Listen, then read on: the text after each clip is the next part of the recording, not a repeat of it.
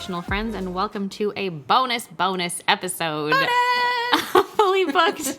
I'm Megan. And I'm Shireen. I think we need to start this on a light note because this entire movie is not lighthearted. Oh, we have so much to say. Yeah, kind of, yeah. So obviously, if you're here, I'm sure that you know why. I'm sure that everybody knows why. What's your name? Lily. You? Ryle. Last Friday, It Ends With Us finally dropped in theaters, and obviously we knew that it was just going to be one of those movies that we kind of had to go see right away to really get a feel for what it actually became in terms of the adaptation, because this has been one that's been talked about, I think, on and off ever since it was optioned, like back in 2019. And then when production actually started, when casting was revealed, when everything, like, no one has stopped because of like the book talk of it all. Yeah. No one has stopped speaking about the idea of this adaptation since it sort of came to fruition, and now it's actually out. It's finally out. It's finally out. There was even like a hot minute where it was like they were halfway through production and it was like, is it going to be canceled? Yeah, it like, was weird. It was, yeah, such a strange thing. And, you know, as Megan said, everybody was really opinionated about the casting choices. Very much, yeah. And I think it's just because there's such a cult following of all things Colleen Hoover. Agreed, yeah. I think it, and this is, you know, definitely her most popular book, I would say, of everything that we've come across so far. So I think that there was always going to be a lot of talk and a lot of opinions around anything to do with an adaptation of it. Yeah. In terms of, anyway, so before we get into it, obviously, spoiler alert out the fucking wazoo. I don't know why you would be listening to this if you haven't watched it yet. This is not like a review of the movie where we don't talk about what actually happens in the movie. Like, we're going through it. So if you haven't watched it and you want to watch it and you're like me and you don't like spoilers, then don't listen. Come back later. But if you're like Megan and you don't care, then stay in. It depends on what. Sometimes I'm like very much like, no, I don't want to know anything. I want to go in blind. But then other times I'm like, if I don't have that much invested in it, I don't really care if I hear spoilers about it. So yeah, before we get into that, obviously, huge spoiler alert. And I would also like to shoehorn in there as well. If you're not like familiar at all, there is a lot to do. A lot like the major theme of the novel and of the film are domestic violence. So obviously, if that's something that's very triggering for you, that's very understandable. There's a lot that happens throughout the course of the story. So, you know, if you're not super comfortable with that, also understandable, but we had to shoehorn it in there so everybody's aware before we get started. Yeah, we're recording this like basically like the film just came out. Essentially, we went to see it like the day after it came out. And at the moment, what I'm seeing score-wise is 7.2 out of 10 on IMDb, and the critic score on Rotten Tomatoes 59%, but the audience score is 94%, which is like over 1,000 reviews right now. And you know what? Like, I agree. Like, we came out of that movie last night and we were both like, well, fuck, that was actually really good. I was kind of annoyed about it. Yeah. Honestly. Yeah, we did not like the book. Yeah, so we left the theater last night and we kind of like looked at each other and Shireen was like, so what did you think of it? And I was like, oh God, it was really good and I'm mad about it. They did a really, really good job with this adaptation. Yeah. The casting was great. I don't care what everybody... I mean, and maybe it's because I'm not like, you know, I didn't love the book personally. Yeah, maybe. But I just thought that it was just fantastic. They all had great chemistry. I don't know if that was like the Blake Lively factor that you can't help but have no, chemistry. I don't think that is true. That can definitely, I think with anybody, right? It can be like, sometimes it can be very stilted no matter what, like, you know, sort of no matter who is in a film. If they don't jive well, they don't jive well. Also just like, I don't like whatever is going on. I know there's all the like whatever stuff, whatever alleged tensions exist between cast and director, and we don't know what the fuck is going on. I don't really care very much. The only thing that I will say that I find interesting, because boy, oh boy, did TikTok know I was going to see this movie this weekend. It's just been like my entire For You page has been stuff about all of this. Yep. The only thing that I will say that I find interesting is that so far, the only person who's truly in press and interviews spoken about domestic violence and how it is covered in the film, and, you know, perhaps what the story is trying to like put forth in terms of like support for people, is Justin Baldoni. Yeah, and he also directed it. Yeah. And, you know, one thing, you know, Megan and I were talking about this before we went to see the movie was how disappointed we are that they've been marketing the movie as almost like a rom-com. Well, so I just haven't loved that the marketing, like a lot of the marketing on the side of like the Blake Lively and Ryan Reynolds factor of it all, which also like there's no reason for him to be involved with this movie. I agree. I'm like, sorry. It's like, why does he keep showing up to interviews? Yeah. And like, I'm like, he's kind of taking the spotlight away from his wife. Kind of. And I feel like they're doing it on purpose. Yeah, and I know that, like, that's not how it's meant to be perceived, but it just really confused me because I've now seen him in 2 different interviews. Plus red carpet stuff. Stuff, that's fine. Like, I guess she would bring him with her, but, like, in the interviews, like, he's making, like, just jokes out of the whole thing. Like, he's doing, like, his kind of, like, Deadpool persona. Yeah. And, like, is it because he's got a movie out this summer as well? Like, you know, he's got Deadpool and Wolverine out, maybe. But I was just, like, I was confused by the whole tone of it. The tone is strange. It's very bizarre, and it's also been very bizarre to me that also Colleen Hoover in interviews hasn't spoken very much about the domestic violence aspect of everything, when this is really a novel that she wrote based on her own experiences, having grown up in a household, unfortunately, in which she experienced that because her father abused her mother, and she's been very candid about that in the past. So it's weird. It's weird. The vibe is weird. It is, but I will say that in the movie, they do such a good job of covering the topic of domestic abuse without, like, you know, it's showing the emotional toll of it. Like, they do such a good job of the, like, the human experience of it all, and you then know? the nuance of human beings as people, and that everything isn't black and white and things aren't all one-sided, because that's always the thing that happens very often in film and television that we see with regards to domestic violence. First of all, it's not covered very frequently because it's like a very difficult topic to tackle, but often, not all the time, but often when it is covered, it's very much covered in the way of like, this is the ultimate evil and this is like your super villain, and like doesn't really get into the sort of layered aspect of people as human beings, and perhaps people who are abusers and the reasons behind some of their actions. And I know that they don't necessarily need to be justified. There is no real justification for domestic violence,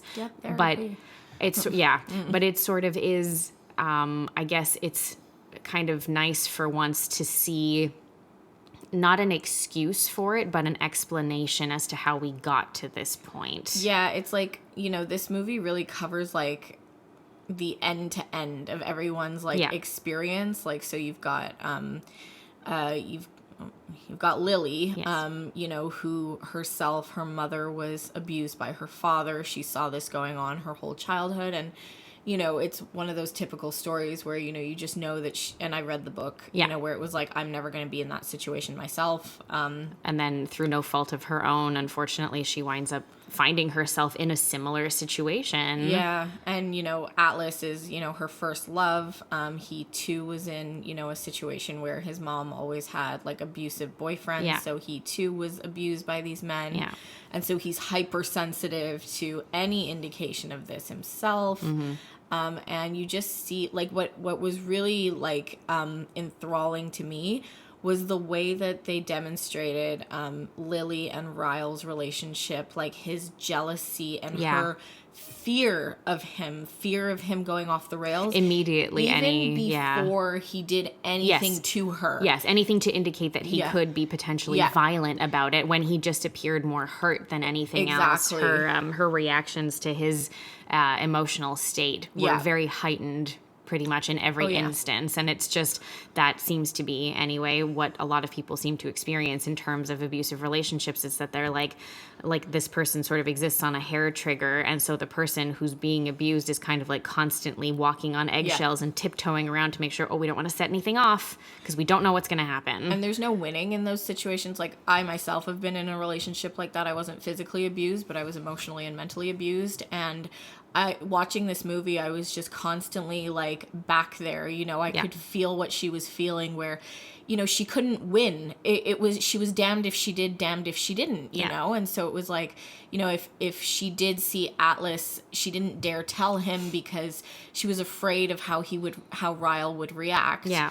And then she was faced with, well, if I tell him the truth or if I hide it from him and he finds out, is it worse? And so they did such a good job of showing that, like, that position that she was in all the time. And, like, inevitably these guys who are, like, abusive like this, they always find out because they're always digging. They're always looking for something. Even if there's nothing there, they're, like, so focused on you and, like, every little, like, thing that you say and do that wouldn't even normally be a thing that you would think about. Like, for her, the fact that she ran into Atlas and didn't tell him, that was for her that she just didn't need him to know because that was her story, you know? And then when he did find out and it blew up and turned into this whole thing, then she started blaming herself for it, but it's like there was no need for it. No. And then after that, he was just like hyper on her about everything, you know? What is this tattoo about? What is this about? What is that about?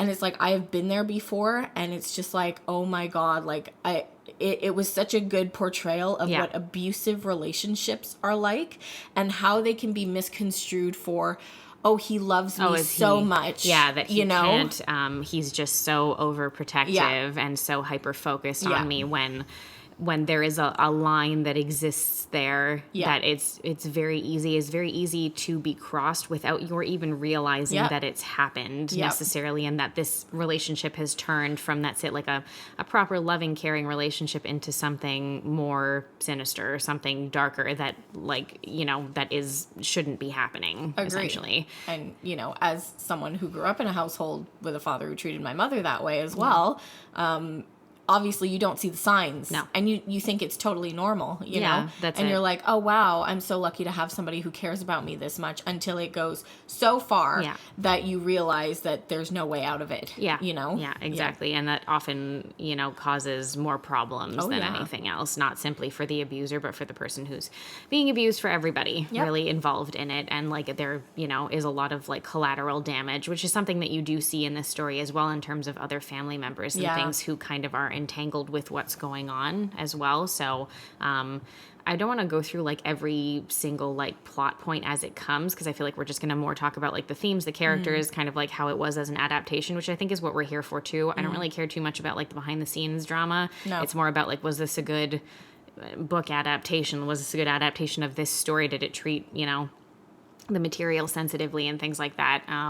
So yeah, essentially, if you're like, that's it. If it's been a while, or if you haven't, like, you know, that's it, like, read the book or whatever it is, essentially the story does follow. That's it. Lily Bloom, silly name. We know they even talk about it in the movie. They do have some great banter a little bit. Movie, it's true. Who has moved to Boston and is looking to open a flower shop, which of course is another silly little, like, funny thing. Of course, she's always been obsessed with flowers and plants and stuff, and she's had a lifelong dream of opening a flower shop, which she's doing, but she's also had to go home recently because her father's just passed away. He was the mayor of a very small town that they lived in Maine. Which I don't think was the story in the book. I don't think he was a mayor. Okay. But anyway. Interesting. That adds an extra layer too, because it's a position of authority in a small town. So, and has to confront a little bit more in earnest how that's it. Her father was an abuser. He did not abuse her. However, he abused her mother pretty severely, from what we understand. And also, there was a really severe incident in which that's it. She met a younger boy who was semi-homeless, essentially, in town, named Atlas, who she had been kind to. They became friends, and then it developed into something romantic over time, and they fell in love with each other, and her father at one point caught them in bed together and proceeded to beat Atlas like almost to death, essentially. Like, it was very severe. He was hospitalized. It was not great, and I can only assume that part of the reason that nothing ever came of this was, one, because Atlas was from, like, a broken home and had no one to stick up for him, and also because if her father was the mayor of the town, they would have just swept that under the rug. Yeah, so Atlas went off to the military. He was in the Marines, he said, for 8 years. But, you know, when they were kids, he always said he was going to move to Boston and he wanted to be a chef. Yeah. And he got to do that. He opens a really trendy, newer restaurant in Boston. And he'd done that a little while before Lily has fully settled there and opens her flower shop.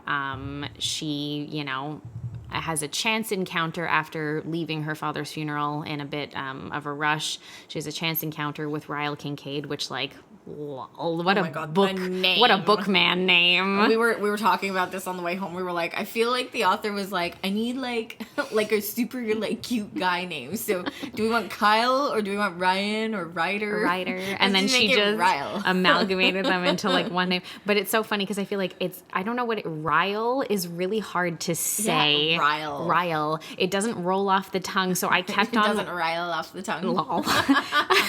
I keep on wanting to call him Ryder or Kyle or something because it's like sounds that are different enough, but there's something like almost like Ryle, like it's difficult to make your mouth like switch so that it doesn't sound like rye and then just leave it like that. Rye, like the bread. Yeah, it's a weird name. Anyway, they have a chance encounter. There's like a lot of like sexual chemistry between the two of them and stuff, but it is cut short. And I think she just assumes it's like a one-off and whatever. She'll never see that guy again, so it doesn't matter.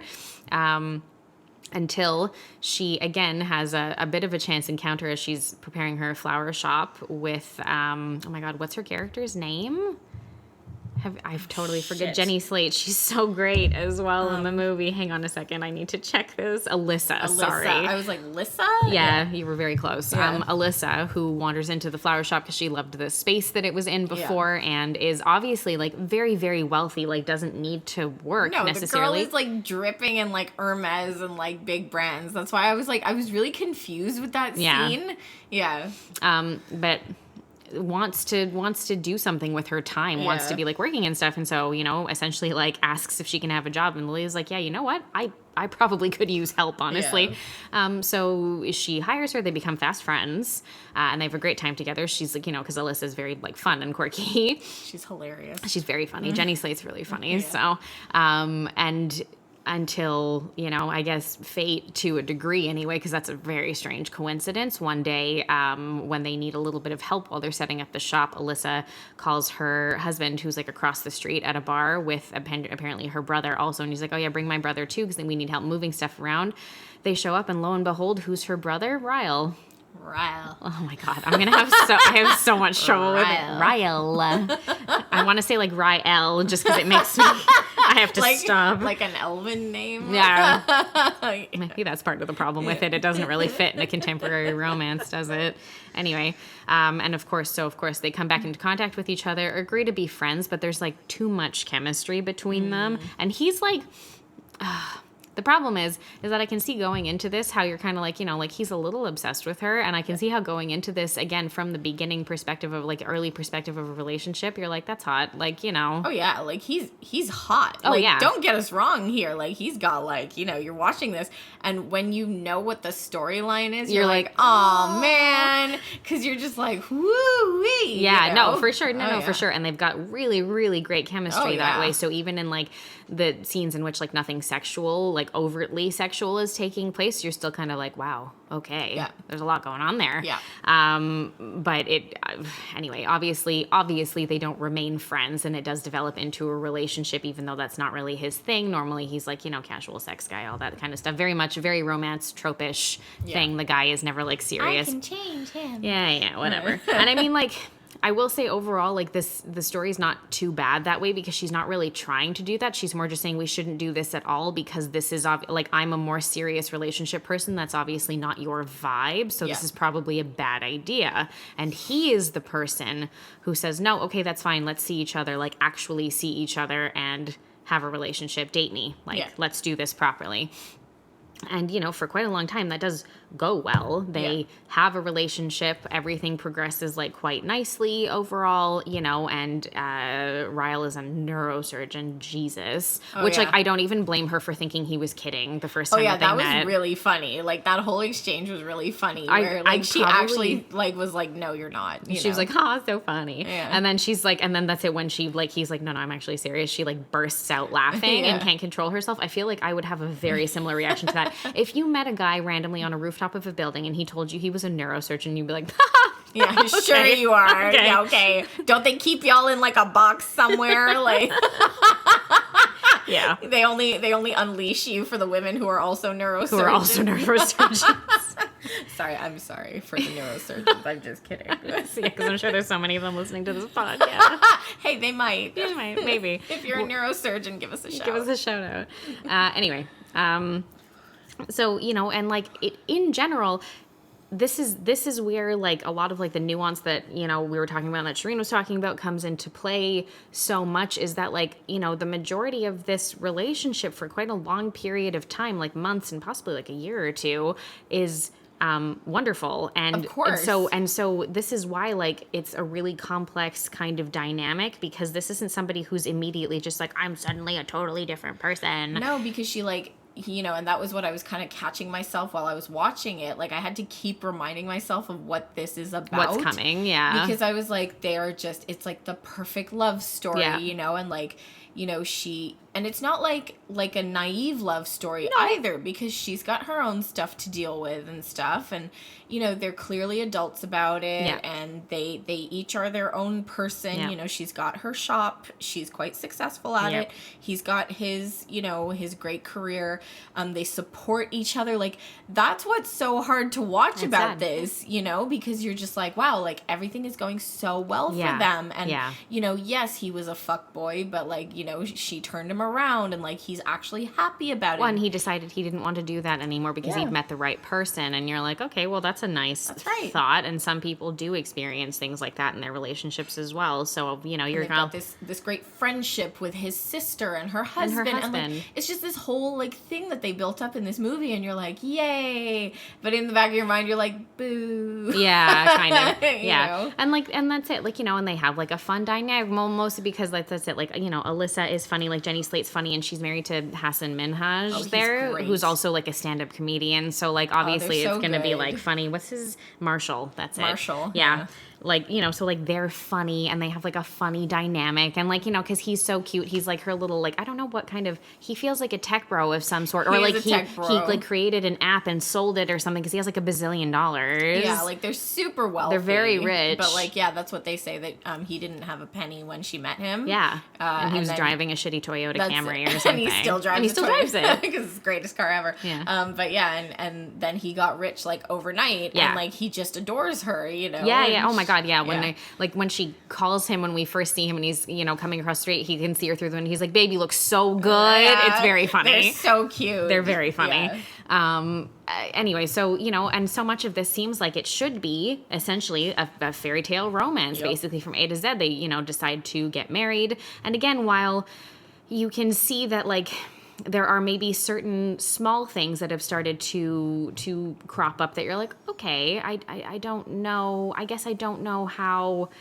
this is going to work in the long run, in the sense that, Lily has not been totally honest with Ryle about what she experienced in an abusive household when she was younger. She's never really opened up to him about that. And she finds out, it's just sort of through happenstance, that he and Alyssa had an older brother named Emerson who died when they were kids. Yeah. And she had no idea, because he has never spoken to her about it. And what I found interesting about the fact that she never brought up, like, her childhood to him was that, like, how do you bring that up to somebody who's never lived it? Agreed. Yeah. And like, that's kind of where she and Atlas had like that that common ground to begin their relationship, was that they really understood each other from like their lived trauma. And it's like somebody like Ryle, who is a neurosurgeon, and before she even knew that he had this other brother that she'd never found out about, it's like he just seemed like he was from the perfect household, and like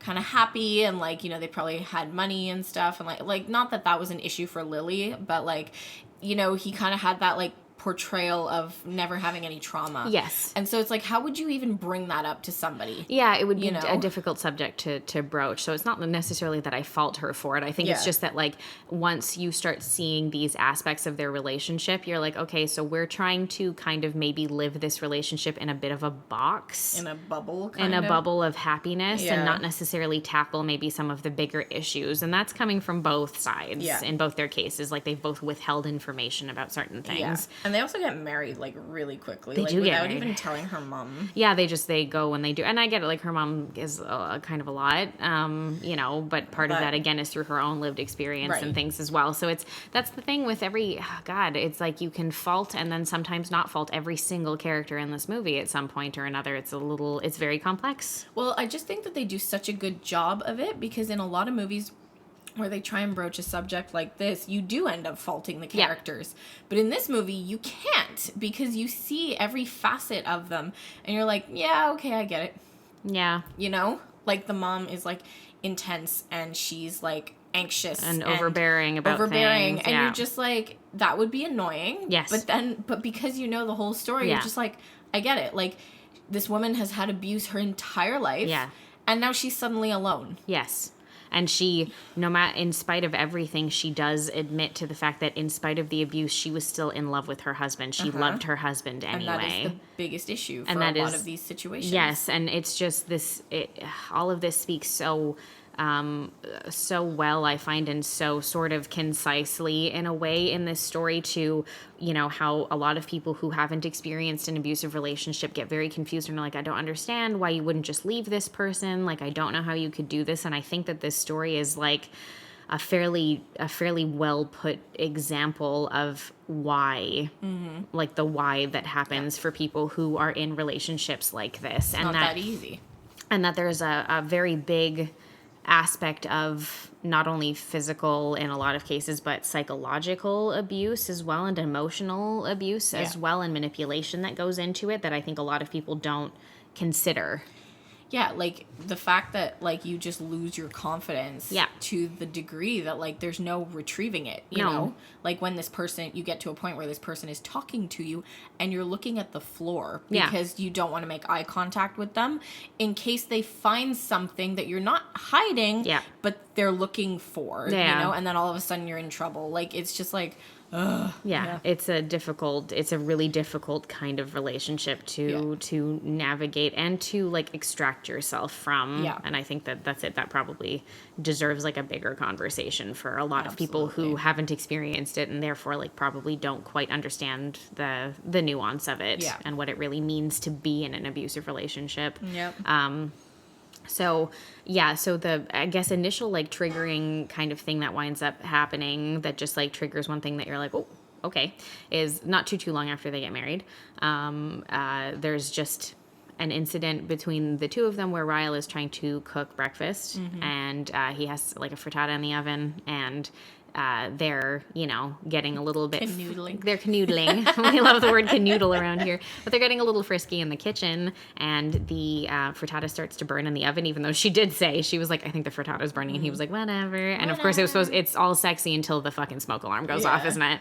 And then, of course, he runs to get it, and has like an anxiety that leads to increased frustration almost for no reason. Like whatever, the smoke alarm's going off, you turn it off, you take it out with gloves, probably you're fine. Overstimulated, right? I think so. And so he goes to do this and he's like, oh fuck, like, damn it. And he reaches, and again she's like, okay, don't just go and pick it out of the oven like that. But of course, again, in his state that he's in, he reaches in and touches the baking dish right in the oven, really hot, and burns his hand, and then drops it on the floor at the same time. And then she reaches for him at the same time, and this is where like the film, well, like the DP did a really good job with this, because then this is also like the way that the scene is framed, because initially he seems to launch almost just his elbow backwards or like his hand a little bit, but like in more like pulling himself away from the dish. Reaction to the heat of the dish. And so, and he hits her in the face. And again, it's sort of one of those, like, that can be interpreted in two ways, that either he did it fully by accident, which is how she views it initially when she first... Well,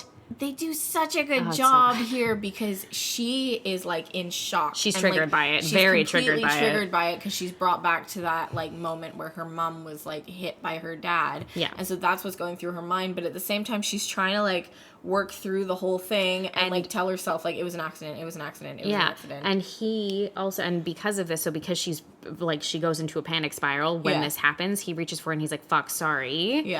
She pushes him and he lands on the baking dish, which is broken on the floor, and cuts his hand. Now keep in mind, this man's a surgeon, so he needs to be very careful as to like hand issues and stuff, because you need all the tendons to work properly. We assume. We're not neurosurgeons. No, but I'm pretty sure that you need to you need to have good functionality anyway. Isn't that the whole thing in Doctor Strange? He can't perform surgery anyway. That's what I was thinking when we were watching this scene. I'm like, oh no, he can't do his surgery like in Doctor Strange. He's gonna have to go to Nepal and find a bald female monk. That's weird. That was weird. That was strange. It's a weird choice. Sorry. Okay. Side note, that was not important, but that's literally what I thought of. I was like, oh God. Anyway, but again, this is also, it's so good because he cuts his hand. And again, these are nuanced characters. These are actual human beings because it doesn't turn into everybody's like, he, when he does that. And you assume you're like, fuck, he's going to hit her. That's what I thought. I was like, oh shit, he's going to beat the shit out of her because now he can't do his surgery. But this is nuanced characters and these are normal people. And this is also a person who's not like, I'm an abuser and that's my character trait. Yeah. That's it. Who gets up and he's like, no, fuck, ignore my hand. I'm fine. I'm so sorry. Are you okay? And he's trying to look at her face and see if she's okay. Yeah. And you're like, wow, like this, see, and it's just like these things that keep you on edge. And then everybody winds up being like, and to each other, both of them, it was an accident, it was an accident, it was an accident, it was an accident. And they're both trying to convince both each other and themselves that what just happened was an accident. I was sitting there and I'm thinking like, because again, I've read the book and I know where this is going, but I'm like, I wonder if everybody in the audience is like reading this correctly of like what's going on here. I don't know. Because they do such a good job, you know? Yeah. So anyway, so that's like a one-off kind of incident that again seems to be nothing for a period of time. But of course also So they go to a restaurant with, they'd previously gone to a restaurant with her mom, with Lily's mom, and Lily had realized while they were there, their server shows up and she sees a scar on this man's hand that she looks up and she's like, holy shit, that's Atlas, because it's a very specific kind of scar that he had gotten from a former boyfriend of his mother's. Yeah. And he's also wearing a ring of hers, I think. Yeah. So this is the other thing that like they don't really call out in the movie, but he spins it around all the time when he's talking to her as well. So Lily had a ring when she was younger. It's like this blue stone, and he's wearing it on one of his fingers. And also Lily, when she's older, is wearing a jacket, and it's clearly Atlas's a tan jacket. And clearly she's had it all these years, and it's his jacket, and she wears it to go places. She still does. Yeah. So anyway, they have a kind of an awkward first reunion with each other at this initial dinner, where she realizes this is his restaurant, actually, which is... we didn't pick up on that in the first time. Oh, you're right. Not the first scene. He just seems to work there. So she just assumes he's like a server or whatever, and he works there. And so they have a bit of an awkward first encounter, but they're like, okay, I hope you're doing well, whatever, like that. Yes, that's my boyfriend, and stuff. And this is like months before the wedding. And now we're jumping to several months after the wedding. This initial weird sort of thing has happened between Ryle and Lily. Yeah. And they've... I hate saying it. I'm sorry.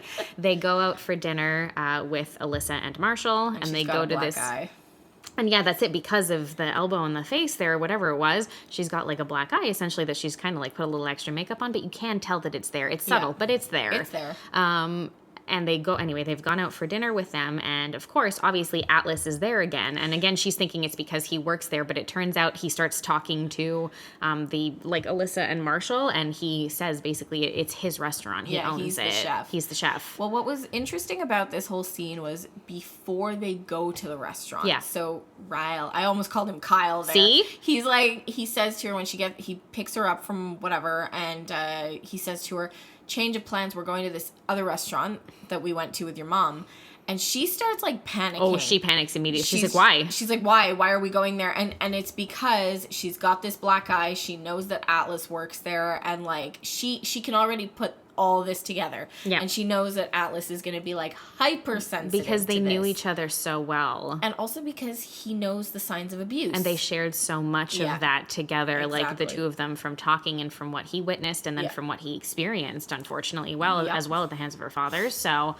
yeah, so, they go to this dinner, and she's trying to be very subtle about it when, she's trying to hide it with her hand. She's trying to hide it with her hand a bit, and then, of course, Alice comes back to the table, and then when he takes a minute, he looks at her, and then he sees that, of course, Ryle, because he did cut his hand quite badly on the Pyrex dish there, he has it, like, wrapped up and bandaged and stuff, and he's okay, like, he's fine, so, he did his surgery. Yeah, so, and he sees it, and then in the middle of a conversation, spins around and leaves. Yeah. So Lily makes an excuse to go to the bathroom. He follows her in there, and they have a confrontation where he's like, what the fuck is going on? He's like, leave him right now. And so he becomes immediately fully triggered by the situation. One, because it's Lily, and two, because of like all of this past experience and all these signs and his own experience, her experience when they were younger, all of this stuff.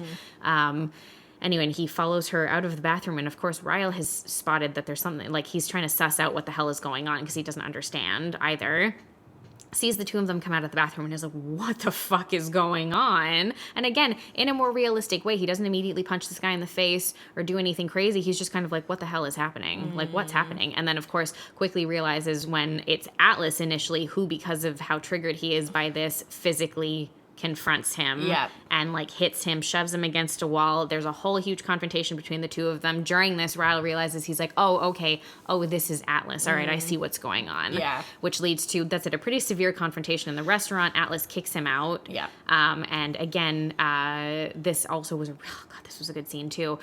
So Lily follows Ryle out of the restaurant. I hate it so much. This kind of comes into the, like, not even, I don't even know if I'd consider this purposeful emotional manipulation, but it's there. Oh, that's why I hate it so much, because they do such a good job. Know. She follows him out of the restaurant and he is really upset and she's like, please stop. Nothing happened. Like, we had just run into each other that last time after all these years. It's fine. Look, he saw this, like, you know, he saw your hand. He saw me. He like jumped to a conclusion. He thought that it was something like that happened on purpose and whatever. It's fine. And Ryle is, again, not aggressive. He's crying. He's upset. And he's just like, if I'm not the person that you want, like if he's the person that you want, I need you to tell me and stuff. And he's like, it can be anyone else, not him. Yep. And she's because like, he can, I think in spite of everything, Ryle can see, even though she hasn't talked too much about her past, he can see how attached she was to Atlas as a younger person. And he's very threatened by that. And, you know, again, as someone who lived through this at home and who met a boy who lived through something like this at home when I was much younger, like Lily did, you find that common ground, and then that person becomes like this person that you hold on to, you know, because it's kind of like your sanity, because when you're young, you can't talk about these things to other kids because other kids won't understand. But when you meet somebody who's lived it themselves, like, it just becomes that shared experience and you actually feel like you're sane somehow. And so, like, when Lily grows up, she doesn't want to talk about Atlas because that's her secret almost, you know, like that was her safe place and she doesn't want to share it with the world. You're not just going to share that with anyone. No, like, you're not going to bring it up because as imperfect as it is, like, that was your safe place growing up. Agreed. And that's what you're seeing in this scene. And I think that's why I was so, like, touched by this whole movie, was how well they portrayed this. And it's like, she didn't tell Ryle about her first encounter with Atlas because that was her secret to keep. And it wasn't for him. She didn't need to tell him, you know? But now she's found herself, and again, like, I've been there, she's begging him to, like, you know, like, let's get past this, like, I promise it's nothing to do with, like, him, with you, like, it's just, and it's for her, you know, and it wouldn't have been anything if he hadn't blown up about it, you know, she would have just moved on, because she was so in love with him, you know, it wouldn't have mattered, it's true. So that's it. We've been given like a little bit of another indication. This was, again, I found this was really well done because it was just such a view of like potential emotional manipulation. And again, I think even some of it is unintentional emotional manipulation. Like, I think he's legitimately upset and experiencing this, but in doing so and in being so vulnerable about it, it is emotionally manipulative towards her, because of course then she sees how upset he is and she's like, no, I do love you. I would never want to hurt you. This doesn't mean anything. It didn't mean anything. There was a conclusion that was reached that shouldn't have been reached because it wasn't the case. You know, all of that stuff. I love you. I want you. Yeah.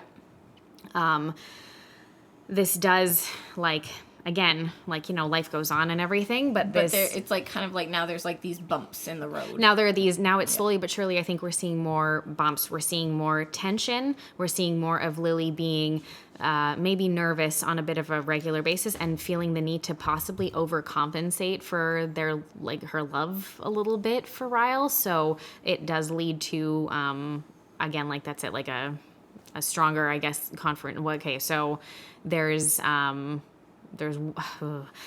a secondary confrontation that happens in which, again, that's it. She's on the phone with her. She's like FaceTiming with her mom on an iPad. Hang on, it's because Atlas comes into the florist, right? He comes into her store to see her and apologize. And it's like weeks later after this has happened. but he writes his phone number down and on a card, and he puts it in her phone case. Yeah, like in like between the phone and the case, basically. Because he knows that like Ryle could potentially be searching through her phone to see like contacts. So he's like, well, I'm not going to put it in your phone. So here's my physical number on a card, basically. And he hides it in her phone case. Yeah. And she forgets about it. Of course. Yeah, because again, she thinks she's telling herself, no, everything's fine. It's fine. Nothing bad's going on. Yeah. So FaceTiming with her mom on like an iPad or whatever, she asks Ryle to go charge her phone. She hears a crash in the other room, and she's like, okay, Mom, whatever, I got to call you back. Goes into the other room. Apparently he dropped her phone, and when he did, the case and the phone separated from one another, and he found the card with the number. And she, again, immediately panic spirals. Yeah. And is like, it's nothing. Like, yes, he came to see me, he came to apologize. It didn't mean anything. Nothing happened. And he's like, I asked you. I said, like, like, not him. Like, anybody but him would be fine. And there's a whole horrible confrontation between the two of them where he's trying to leave the apartment, and she follows him into the stairwell. And again, this is framed differently at this point in the film from later on in the film, where it appears that as she's following him, she trips and falls down one of the flights of stairs. Yep. And when she wakes up, it's not that she's been brought to a hospital. He's brought her back into the apartment to take care of her, which is like, Which, like, I mean, yes, okay, and I get that he can, and he can be checking. However, obviously also getting legitimate, like, attention in a sanitized space would make sense, but he's brought her back upstairs and is just doing, like, concussion check protocol. How many fingers am I holding up? What's your name? What's my name? Who are you? Kind of thing. What do you do for a living? Like, all that kind of stuff just to make sure, but there's no talk at all of going to a hospital about this. Did you catch his last question at the end? Which one? He says to her, oh, what am I doing for you right now? Helping me? Yeah, but then he said to her, none of this matters, or something like that. Oh, yeah. Or like what? I can't remember what he said, but it was a really odd question. Yeah, there were a couple of times, and then also there are instances where he says, like, I just want to protect you and take care of you when you accidentally hurt yourself and stuff. And I'm like, oh, I think I had like a full body shudder at one point when he said that. I was like, oh no, okay. Yeah. I don't like that. No. Did not like that at all. Nope. So that's the second incident on record that we're like, okay, what was that? Was that an accident? Was it not an accident? Because these are like some pretty convenient, pretty intense accidents that are taking place. And like, again, they don't show it on I don't normally wind up with bruises and concussed in the face or head area over accidents. Normally, like, an accident is I broke something in the kitchen, or like maybe I tripped over something, or I like bumped into the corner of a table or things like that. I can honestly say, hand on heart, that I've never had an accident around my husband where I've ended up with like physical bruises or cuts or something. I mean, I have, but he's not even been anywhere near me at the time, because it's like I sliced my finger while I was cutting a loaf of bread or something. But he was in another room. Yep. Like, it's not because I was having a fight with my husband that's never. happened, No, I've never had that happen at all ever before. So yeah, that's so that to me like speaks to like a little bit of a specific issue. Anyway, so he again, like, it's just sort of more walking on eggshells, more being unsure, and it's her questioning herself too. How, like, did this really? Did I fall down the stairs? Did I fall down the stairs? Yeah. Did I really do that accidentally? Is that what happened? Because now it's like there's two incidents, right? And it's again, she's not new to this world. Yeah. And I think this has fully started Ryle on the spiral of like, this person's in her life. Ryle on a spiral. Ryle on a spiral. Sorry. Terrible. It's like super serious subject matter. It's like Ryle on a spiral. Maybe don't name your character Ryle. It's stupid. Anyway. Anyway, it started him down this whole spiral of obviously like that now being extra paranoid about her interactions with Atlas and whether or not she's still seeing him. Oh, I hate it. Oh, this scene was really rough. This is difficult. So hard to watch. Of course, what should be a happy occasion, because in whatever magazine, some sort of like lifestyle magazine in Boston or whatever, they did like a top 10 of like newer businesses and stuff, and Lily Bloom's, her flower shop, is on the list. It's like number 7. That's really fucking cool. That's really impressive. But Especially for a flower shop. I know. Yeah. Although granted, like the flower shop aesthetic is really cool. I will really say cool. the Like, I was production like, design did a really good job with it. I was like, this is like the most Instagrammable flower shop I've ever seen. Yeah, this would be the type of place that people would go in just to take photos 100%, yeah. and stuff. It's a really cool, it's got like a very interesting like Art Deco kind of aesthetic to it almost, and like combined with like a whole bunch of other stuff. It's a really interesting like mishmash of styles. Yeah. Anyway, so you know. Style for Ryle. Oh, God. Sorry. Just get it all out of the way first. Ryle with his styles going on a spiral. Okay. Oh, boy. I'm done. Okay, keep going. Oy. Okay, so Just trying to lighten the mood yeah, I here. know, it's okay. So of course she's very happy about this when Alyssa comes like running in with this magazine, of course, until she sees that number 1 on this top 10 list is Root, which is Atlas's restaurant that he has, and she's like, oh, for fuck's sake. And you know, Alyssa running around in her happy spiral is just like, oh my God, I'm gonna tell Ryle to buy like 50 copies of this magazine. I'm so excited because it's so cool. Yeah. And again, this should be an occasion to celebrate because that's a really impressive feat. But already Lily is not happy. No, she's already going into it nervous. Her biggest accomplishment, and it's already been tarnished. Like, you see it on her face that she's like, oh shit. Yeah, and it's already been Like, what are the odds he might not see that? Zero. Yeah, that's the problem. And so, of course, that evening, again, she's trying to maybe overcompensate. She's making like candlelit dinner and stuff. Like, she's lighting candles at the table and everything and making everything nice. She's opened a bottle of wine and stuff like that. She wants to celebrate. Because she wants to celebrate, which is what they should be doing. And, you know, he comes home, and again, it really stresses you out because you can't... It is like a hair trigger thing. You can't tell if this person's actually in a good mood or not about this. So he comes home. It looks like he's been drinking. Maybe, yeah. And he immediately picks up the glass of wine that's there for him and has some of it too. So I'm not sure if that has something to do with it as well. He comes in and is... He's got the magazine. He's got the magazine and again starts on like a nice, you know, like, oh, like, you know, like, let's read it. Let's read the entry and stuff. And she's like, oh my God, that's stupid. And he's like, no, read it. And she, you know, starts to read the entry about lily blooms. And he's like, yeah, no, you know what? Just skip to number 1. And she's like, and it's so uncomfortable. God, it's uncomfortable. The whole scene, I think I had my like hands on my face. You did. And I was like, you did. God. I glanced over a little bit and you were sitting there like, oh, I hate this. Yeah. And they're just, and you know, he makes her read a portion of the entry about Root and about the restaurant. And then he makes her skip to one of the later paragraphs in which Atlas mentions that, that's it, the girl who inspired a lot of the restaurant, which obviously he's talking about Lily. He had carved a heart for her out of the root of a tree. And Lily has a tattoo of it. She has that tattoo of that sort of that sort of broken heart that's there. Like it's not completely like closed together. And, like, Ryle has asked her about this tattoo a number of times, and she's never actually told him what it is. No, because she also knows what the reaction will be. Yeah. So she says, she's just like, oh, it's just like a, you know, one of those stupid things that people get when they're in high school or whatever. And then after they're like, eh. But he's always asked her about it because, of course, he's known like a heart like that. It probably has a significance of some sort. Yeah. So he's always been curious as to what it is. And he probably had his suspicions as well. Yeah. And so, of course, he, you know, makes her essentially read this out loud, and she's very uncomfortable and she just wants to have dinner. But of course he decides, he's like, no, I don't want to, like, no, I don't want to have dinner. I just want to like make love to you, essentially. Oh yeah. But like not in a nice, no. Not in a nice, loving or caring way in any way, shape, or form. It's very much like a domination that's happening, and not in like not in a consensual way. No, she keeps asking him to stop. She's like, okay, please stop. Like, can we not do this? Like, I don't want us to like do this. Like, please stop.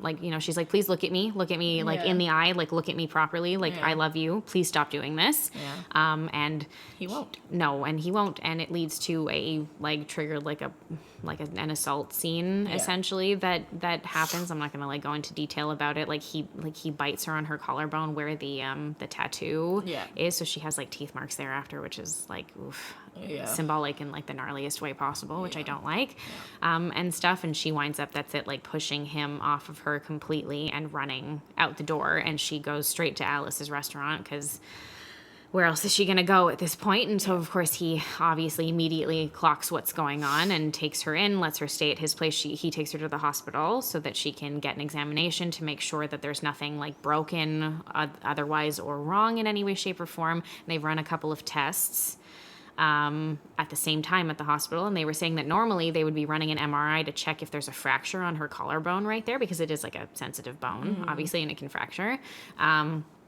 But they can't do that. And she's like, because of your condition. And she goes, what do you mean? And the doctor is like, well, normally we don't run like scans like that for pregnant women unless it's absolutely necessary.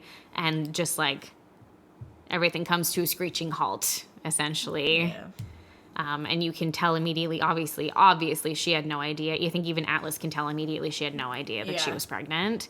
Yeah. So that adds a whole other layer there that I just, anyway, this whole scene, I will say, like, that whole scene with Ryle was really like bothersome to watch, but it was such like an accurate representation of just like how you just, with certain types of people, you just don't know how a person's going to react in any given situation at any moment, and you yourself are like, that's it, sort of tiptoeing around them to try and figure this out. And like, this is something that like I've experienced, not in this way, but in a, like, you know, in a way to a certain degree with people with bad tempers growing up in a house, that I have experienced things like that before. There was a lot of tiptoeing around people to make sure that like a person wasn't going to have a really negative reaction to something that really didn't warrant it at all, and it wouldn't turn into an ugly screaming match of any sort for some reason. So you get very, like, it was just very, I was sitting there and I was like, oh, God, this is, like, difficult. This is very difficult to watch. Very difficult. And that person is, like, leading you to the situation that you know is going to trigger them. Yes. And you're like, why are you making me do this? Why are you making this happen? You know, I'm trying so hard to avoid this, but you're forcing it now. Yeah, you know? You're making it happen. Yeah. And, like, you know, that, like, when he's trying to do what he's trying to do, it's just, oh, it's just because I haven't shown you how much I love you yet. Like, whew, wow. Yeah. Yikes. Yeah, that was rough, and you're right. Like, my brother was not easy growing up. He's bipolar, but also got a plethora of issues, and he used to do that. Like, when he was in a really bad mood and he wanted to pick a fight with somebody, he would, like, force a situation that would lead to a fight. Right. And it would be a bad fight every time, you know? And so it's just, like, it's a really difficult movie to watch when you've had, like, your own shit to deal with. Yeah, of course. Yeah, exactly. Yeah. So anyway, so Lily does leave Ryle. Yeah. And, you know, go out on her own. She decides to keep the baby, and moves into her own place and kind of starts working through stuff and preparing for that, and also trying to make the decision of, like, do I go back? Do I not go back? Because he's obviously been pleading with her ever since she left to speak to him about it, to come back, to work on things together. You know, and he, throughout the course of her pregnancy, he does ask her a few times, like, please, like, I will get help, and fix this. Yeah. And I want us to be back together. Please come home. Yeah. In working through this, she decides to also speak to Alyssa about it and tell her. And this I thought was really good because, like Alyssa does, like Jenny Slate does such a good job with this, where I feel so bad for her because she's in such a difficult position. This is her brother. She loves him very much, but she's also, as a woman and as a friend, is like, no, I cannot abide by this. And she's like, I honestly never would have thought that this is what, like, he could be like, and that this potentially is something that could happen. Yeah. And I could understand that for a lot of family members. If someone's never shown a sign of violence in that way growing up, like, how would you know that about your sibling, right? Like, you would have no idea unless you'd witnessed it firsthand, really. Well, and, like, you're not that involved in their relationships, no, right? That's it. Like, so you wouldn't necessarily be aware of anything. Unless something came up where it was like, oh yeah, like, your ex-girlfriend who's pregnant called the cops on you. Exactly. That's it. Yeah. So they have a conversation, and this is where Lily's able to learn what happened to Emerson, their older brother. And so apparently when they were kids, they were playing like a cops and robbers type game or whatever, and the kids found a gun, their dad's gun, in the house. and started playing with it. They didn't realize, even understand that it was real because Ryle was 6 at the time. And obviously the gun went off and Emerson was killed. Yeah. And she literally says Ryle was never the same again. It, ruined him for the rest of his life. Yeah. And I'm okay. I was a little confused about this, and I don't know if you can shed some light on this because you read the book, but the initial encounter that happens between Ryle and Lily on the rooftop originally, he says that he lost a patient that day, like a small kid who was accidentally shot by his brother. Mm-hmm. And is he lying, or did he just, was he so triggered because he experienced it again and it really triggered him? I think it actually happened, if I recall in the book, and that's why he was so triggered. And like, her first encounter with him, the dude busts up on the roof and starts like kicking a chair and stuff. Like, he's very pissed. Punching things, But again, like when he explains the situation again, not knowing anything about it, I could understand why he would need to get out some of that aggression. That angry. Yeah, that's it. So, so Alyssa does explain that whole story, and, which explains so very much about how we've gotten where we've gotten to. But she does say, and I really appreciate that, where she says, she's like, from the perspective of like me as a sister, like, is there a part of me that hopes that you could maybe forgive him? Obviously, of course I do.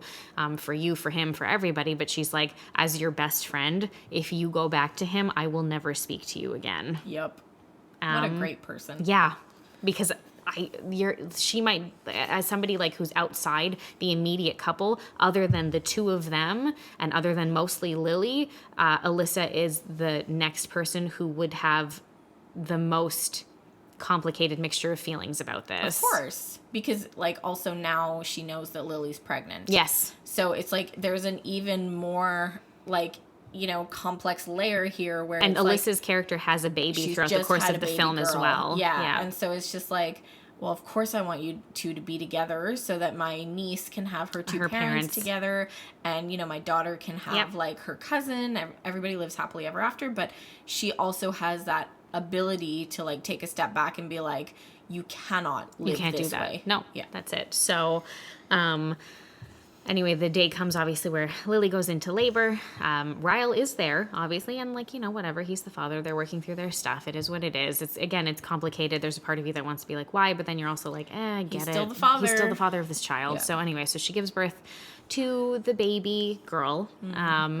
And they talk after they spend some time with her, and she says to him, she's like, I want a divorce. Mm-hmm. And he's like, no. And she's like, no, it's not for me. It's not for you. It's for her. Mm-hmm. And then gives him a scenario essentially in which she's like, if she came to you years from now and she was like, Dad, my boyfriend hit me, or my husband pushed me down the stairs and then told me that it was an accident, like, what would you say? And he has no choice but to admit the truth, which is that I would beg her to leave that person and never to go back to them again. Mm-hmm. And so they do make that decision to get a divorce, and he does agree to it, which is good. Yep. And then we're able to see like some flash forwards in which she's able to, she works through some stuff with her mom. She says goodbye to her dad. She, is able to raise her little one, who they decide to name Emerson after Ryle's brother who passed away. Yeah.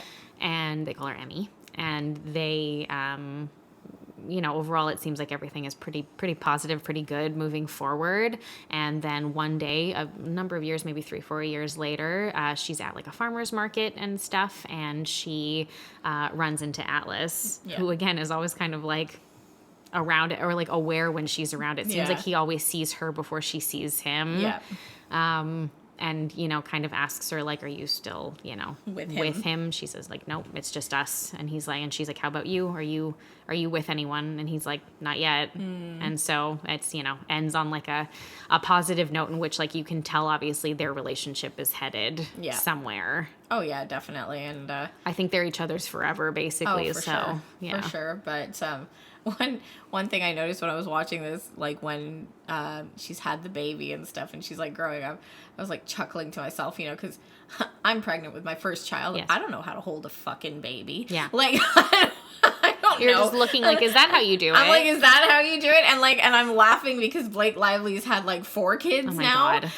And she's just like professionally toting this baby with one arm and her handbag in the other hand. And she's got her like this way. Scooped and like properly. Scooped properly. And like even with the newborn in the hospital, she's like, just kind of like maneuvering her or whatever. And I'm sitting there going, taking notes. Yeah, that's it. Just getting ready for it. So it does end on a bit of a melancholic, but also a hopeful note to a degree for like her future and what she's able to, you know, experience in terms of like a good relationship later on. So I don't even know really what else we have to say about it. Like we've been talking about how good it was this entire time. So I think it was pretty clear. Like the movie was better. Yeah, that's it. We don't always say it. A lot of the time that's not the case. Like we've talked about so many others in the past where we've been like, oh, this was terrible. Yeah. But the movie was very good. I got emotional. It was weird. I wasn't expecting to. I was expecting to be annoyed, and instead I was upset. So here we go. It was really good. Yeah. And if that's the case, then if they start making a whole schluff of like Colleen Hoover movies, which I know Regretting You has gotten the green light, that's happening. Well, they've set the bar high. That's for sure. Then I hope that it continues, that whatever the subject matter is in all of this, because all her books are so fucking heavy, that they continue to be treated with like a level of dignity like this. Yeah, would be great. Yep, yeah, agree. But anyway, what did you guys think of It Ends With Us? I hope you've seen it if you're here and you're listening to the podcast episode, and if you've read it also, if you had like a preference for the book or whatever else, you can let us know about that over on Instagram, TikTok, and Threads at FullyBookedCA, and you can also check out our Facebook group, which is at facebook.com/groups/book was way better. But until next week, guys, keep on reading. Thanks, everyone.